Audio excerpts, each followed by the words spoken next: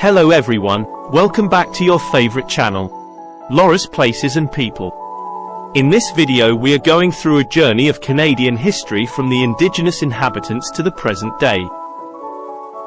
Canada's history is a tapestry woven with threads of diverse cultures, events, and milestones. From the Indigenous peoples who inhabited this land for millennia to the present-day multicultural mosaic, the chronology of Canadian history is a story of resilience, adaptation, and evolution. In this video, we shall explore specific dates and events that have shaped Canada from its earliest days to the present. In the pre-contact era, around the year 14,000 BCE, there were already Indigenous peoples settled in the interior of Canada. Indigenous peoples, including the First Nations, Inuit, and Métis, have inhabited what is now Canada for thousands of years, each with their unique cultures and traditions. Their arrival on this continent marks the beginning of Canadian history. During the Age of Exploration, which started toward the end of the 15th century, John Cabot, sailing under the English flag, reached the shores of Newfoundland in 1497. This marked the first recorded European exploration of Canadian territory. In 1534, the French explorer Jacques Cartier explored the St. Lawrence River from the Gulf of St. Lawrence, making contact with Indigenous peoples and opening the door to future French exploration and colonization.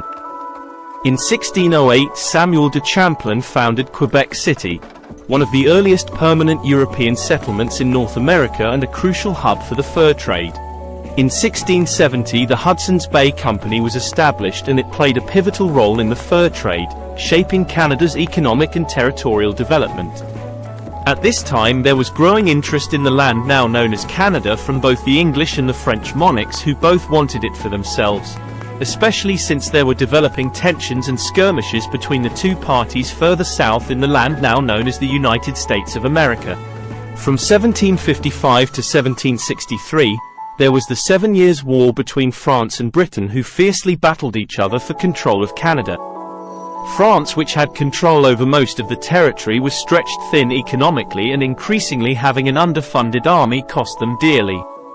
The British emerged victorious, which led to the Treaty of Paris in 1763, which transferred Canada from French to British control.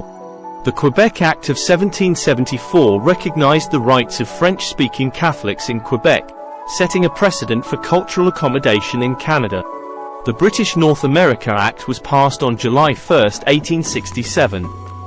This act united the four provinces of Ontario, Quebec, New Brunswick, and Nova Scotia into the Dominion of Canada, marking the birth of the modern nation. The completion of the transcontinental Canadian Pacific Railway in 1885 connected the nation from east to west, facilitating trade and transportation.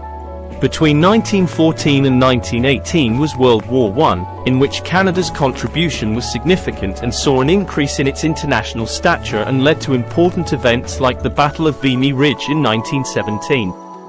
During the war, Canada was for many Europeans a safe haven far away from the bloodthirsty European autocrats and revolutionaries. Then came World War II between 1939 and 1945. During this time, Canada played a significant role in contributing troops and resources to the Allied forces and experiencing substantial social and economic change in the Home Affairs. After the war in 1947, the Canadian Citizenship Act was signed into law and established Canadian citizenship as a distinct status, separate from British subject status. 13 years later, in 1960, there was a quiet revolution in Quebec. The 1960s saw a transformation in Quebec society, known as the Quiet Revolution, which resulted in profound political and social changes. In the centennial year of 1967, Canada celebrated with a series of events, including Expo 67 in Montreal, which showcased the country's cultural diversity.